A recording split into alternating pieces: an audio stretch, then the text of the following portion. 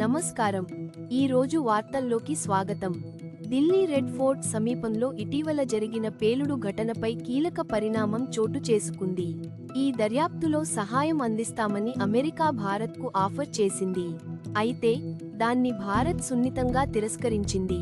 ఈ పేలుడు కేసు దర్యాప్తును స్వయంగా నిర్వహించగల తన సామర్థ్యాన్ని, వృత్తి నైపుణ్యాన్ని భారత్ నొక్కి చెప్పింది.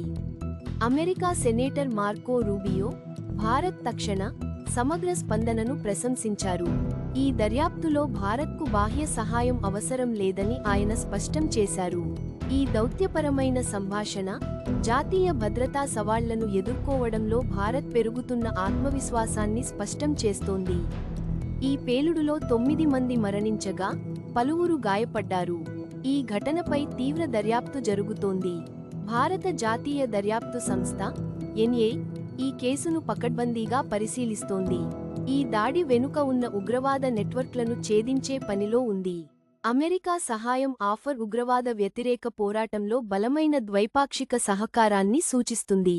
అయితే అంతర్గత భద్రతా విషయాలపై తన సార్వభౌమత్వాన్ని నిలుపుకోవాలనే భారత్ ఆకాంక్షను ఈ నిర్ణయం ప్రతిబింబిస్తుంది.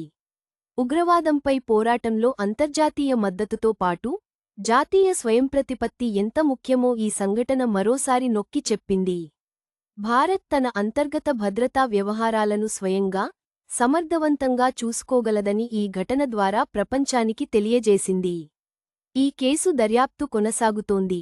తదుపరి వివరాల కోసం వేచి చూడాలి. వార్తలు ఇంతటితో సమాప్తం.